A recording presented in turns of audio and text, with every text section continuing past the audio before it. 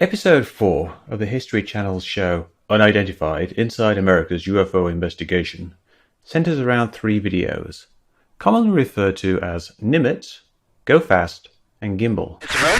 All 3 videos were extensively analysed on Metabunk over a year ago. Nimitz is probably just a distant jet. Gimbal is also probably a distant jet, but this time with a rotating glare that's just an artifact of the gimbal-mounted camera system. But what I want to discuss here is the Go Fast video. This video appears to show an object flying very close to the water, which is how it's presented on Unidentified. That thing is hauling That's ass. exactly my point. It's a little less than 2/3 the speed of sound. This description is repeated on the To the Stars Academy page, where the video was first released. A white oval shape moving at high speed, flying very low over the water. But is it really low and fast? No, it's not. It's actually high and slow. And we can prove this with the information in the video.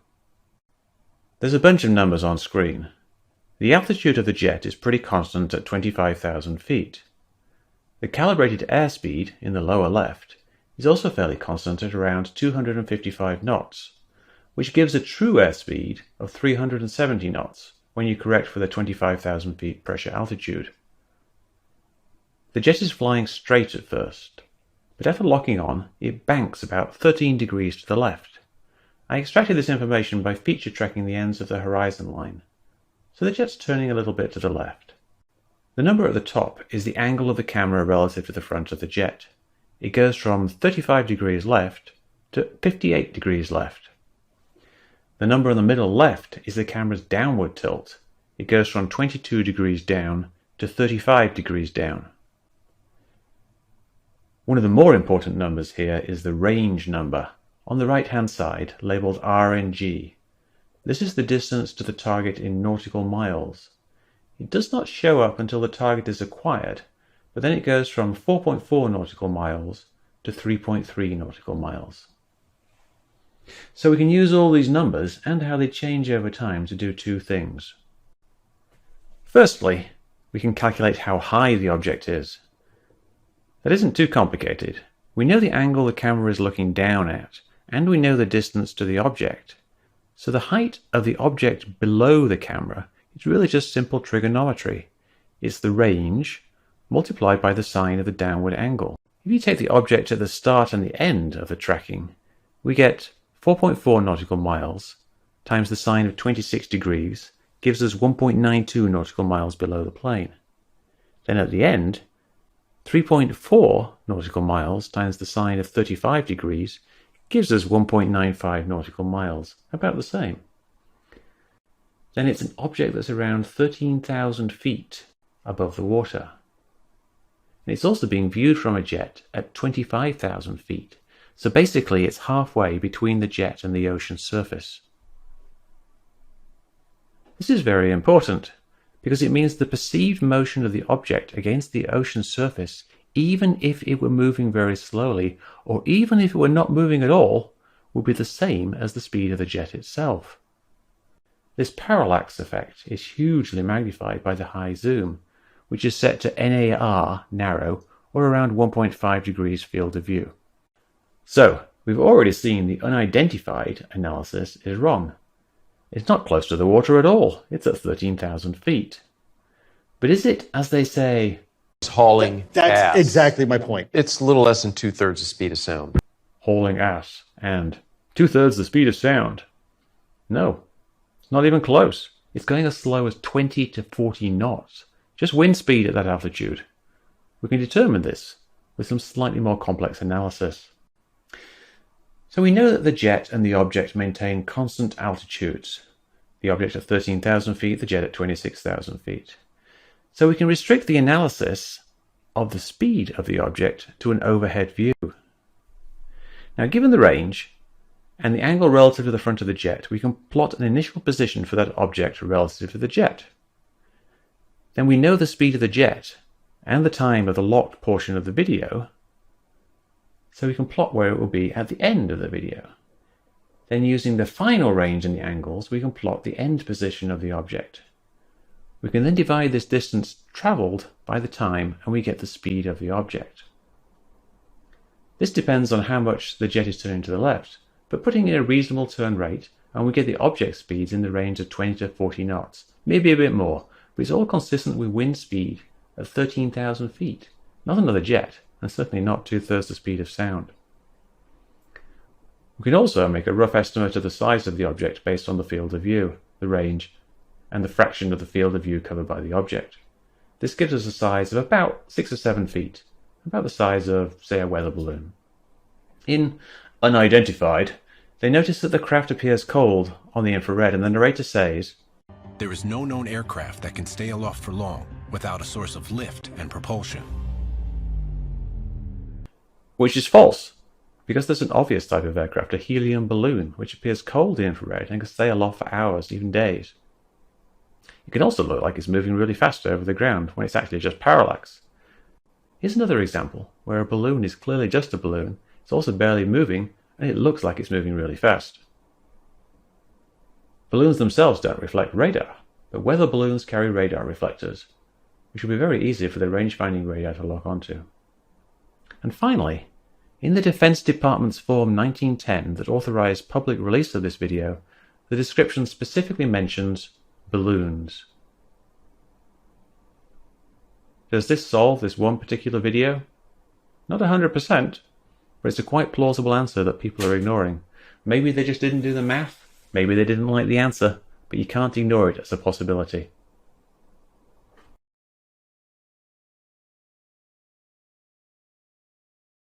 It's claimed that the Nimitz-Fleur video from 2004 shows an unusual flying craft performing a series of high-G maneuvers, culminating with it shooting off at an inhuman rate at the end of the video.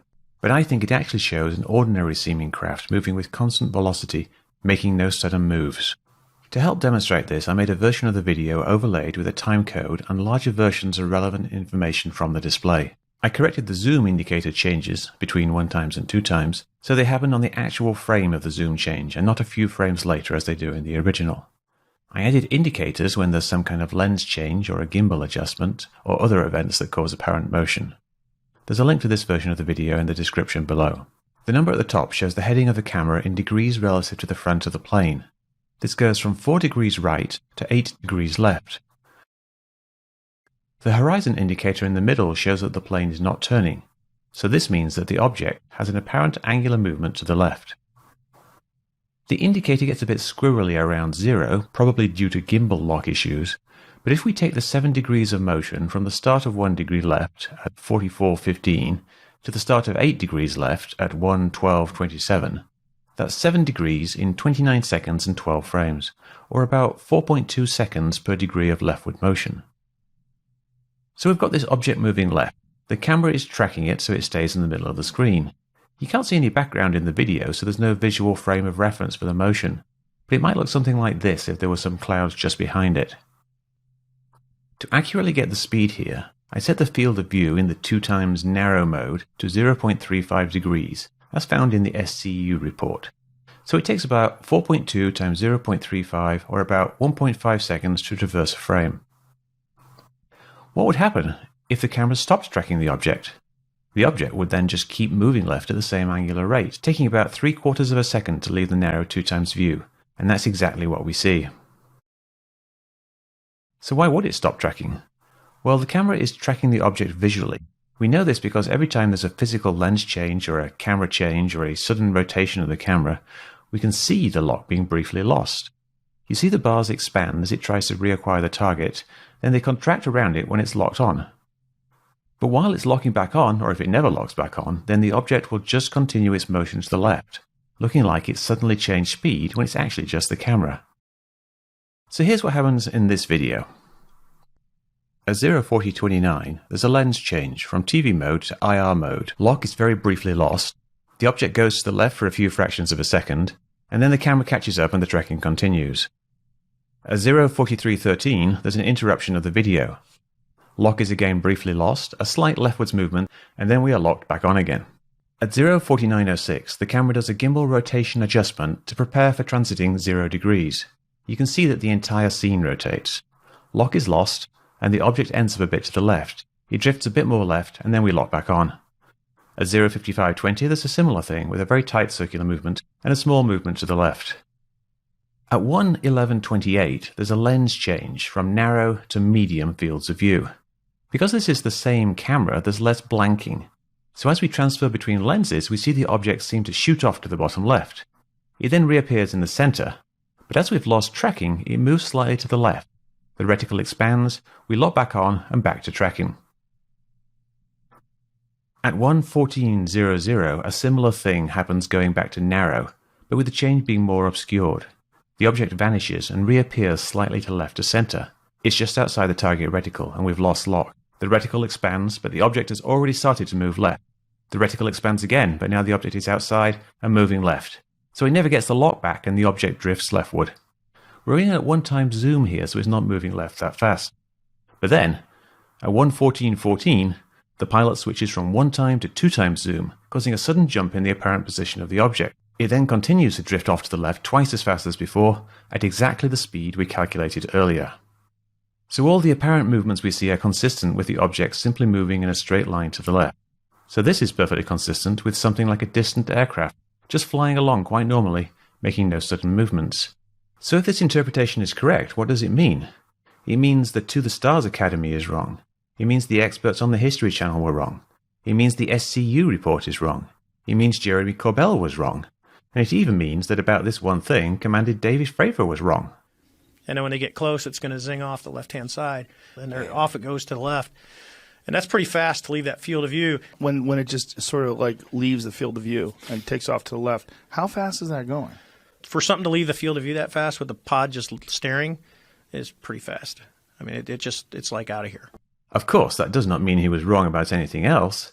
Nor does this video showing something moving in a boring way mean that it's not a UFO. Nor does it mean that Fravor and other people didn't observe different things doing more exciting things at different times.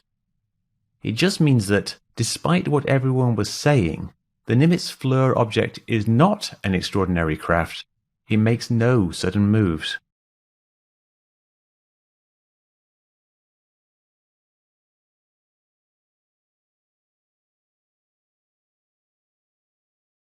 So something I'm asked a lot regarding the gimbal video is if it's just a glare, if it's just some kind of glare in the camera, then how can the glare rotate when the horizon doesn't rotate? How can the glare rotate independently of the horizon? Now, it's actually not that complicated.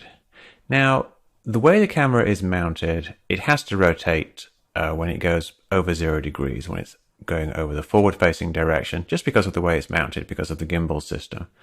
This is an unwanted rotation. So what they do is they have a thing called a derotation mechanism that levels out the rotation to make it so that the horizon is the way it should be, which is level to the actual horizon as seen by the pilot.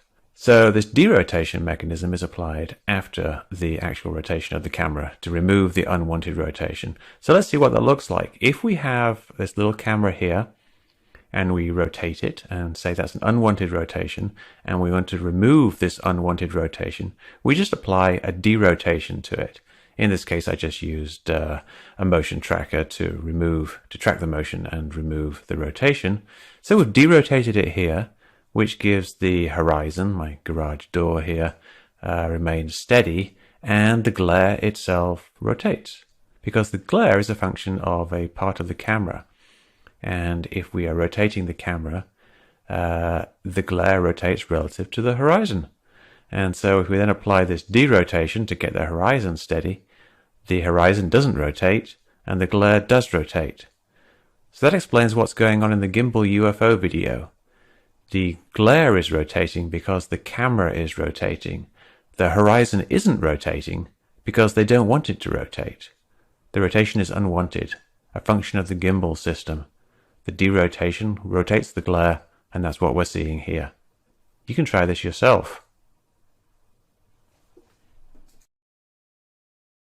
The most interesting thing about this gimbal UFO footage is the rotation. Now, I've explained before how this can just be a rotating glare caused by the way the camera is mounted on something called a gimbal mount. No coincidence. But if the glare is rotating independently of the horizon because of these camera movements, then shouldn't we see other light effects also rotate? In the nimitz, or tic-tac footage, we see a fairly dramatic rotation of both the object position and what looks like some reflected lights over the whole frame as the camera traverses from -3 degrees to +3 degrees, which is where a different rotation mechanism is used and the main gimbal system does a large correction, as I demonstrated in another video.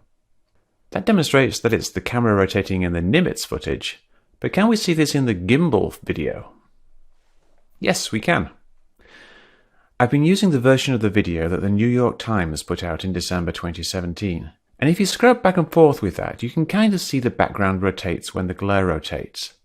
That's evidence, but it was never that convincing because of the quality of the video.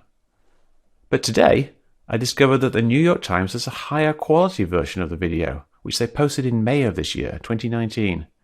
The older video was encoded at 3.8 megabits per second, but the new video, which also includes the Go Fast video, is encoded at 12.4 megabits per second, more than 3 times the data rate. If you compare the two, you can see there's much more detailed contrast in the background when you zoom in. Unfortunately, they darkened the lower portion of the video, but we're really only interested in the glare and the sky. Now when we scrub back and forth with this new version, you can see the rotation of the light pattern more clearly. But more importantly, the increased bitrate of the video allows us to better enhance the contrast and see this rotation even clearer than before. It might be a bit hard to see what I'm talking about. What is rotating? In an enclosed moving camera system like this, you've got 2 types of light which make up the final image. You've got the wanted light, the light from the scene that goes through the lens as you would expect and makes the picture. But then there's unwanted light, glare, lens flares, diffraction effects and reflections. That's added on top of the image. So if we rotate parts of the camera, then some of the unwanted light can also rotate. Here you see the faint bands and regions of light and dark rotate with the glare in the middle, and that's what you should look for in the gimbal footage. This rotation of the light across the sky matches the rotation of the glare, the supposed UFO, which proves 2 things. Firstly, it proves the rotation is caused by the camera. The abrupt rotations of the UFO match the rotations of the light field in the sky perfectly. There's a large rotation here, then the second rotation, then there's a jump at 3 to 4 degrees, probably caused by the large outer gimbal correction. Secondly, it proves that the shape of the UFO is largely, if not entirely, due to camera glare. We've seen this type of glare before in other videos of engine exhaust, and since it rotates with the camera, that means the entire effect is just a camera artifact. Is it solved? Nearly. We still don't know what this is, but the shape is solved, the rotation is solved, and the glow, the aura, is also solved. So all we are looking at is something hot, something like a jet engine miles away. There's nothing to indicate any kind of advanced technology or aliens. This all raises a question. If the New York Times, and especially the To the Stars Academy, had this higher quality footage all the time, then why didn't they release it? Why just put out a low quality version? Didn't they want people to analyze it?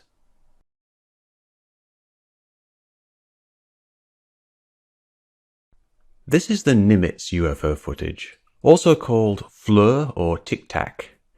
It's less interesting looking than the rotating gimbal footage, but it gets a lot of interest because of the testimony of Commander David Fravor, who describes a bizarre encounter with a 40-foot tic-tac shaped craft that ran rings around him before shooting off at hypersonic speeds. This video is not of that incident. It was shot shortly later by a different pilot in the same group. But what does it show? To understand the footage, you've got to know that there's actually 2 cameras being used, and the video switches between them, as well as switching zoom levels. It starts out in infrared mode, where white is hot, and we can see a shimmering heat source. 18 seconds in, they switch to the TV camera, which is just visible light. We can just see a blurry shape in the distance. At 41 seconds, it switches back to infrared, and we'll discuss that later, but for now I'm going to focus on the TV footage, the visible light image. Here we see a dark blob, wider than it is high, and initially a little like a tic-tac or caplet shape. But over 20 seconds, it gets larger as the jet gets closer, and the shape shifts a bit, almost as if it's rotating about the vertical axis. It becomes a little more peanut-shaped, and a kind of tail seems to appear on the left. So what is it? I think it's a distant plane, flying at a bit of an angle to the jet and slightly above it. We know the camera's angled up at around 5 degrees at the start. But how can a plane look like a black blob? Well, we know planes can look very dark when backlit. And we know things tend to look like blobs when they're far away, especially in low-resolution blurry footage. So let's take a plane and see what it looks like, backlit in low-resolution blurry footage. Here's a typical passenger jet, a Boeing 767. If it's backlit, it would look more like this. Of course, what we're seeing is out of focus, so a bit more like this. And not only is it out of focus, but it's also low resolution, so let's do that too. Finally, there's a bunch of noise in the video. Let's have a look at that. So now we've got a simulated visible light image of a distant jet at various angles. We can see that from this angle, it looks a bit like the UFO at the start of the TV segment.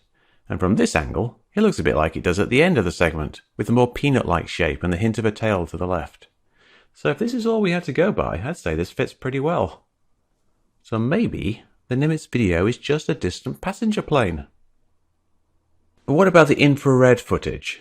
That's showing the heat from the engines. And we saw in the Chilean Navy UFO case that the glare from the engines can hide the shape of the plane.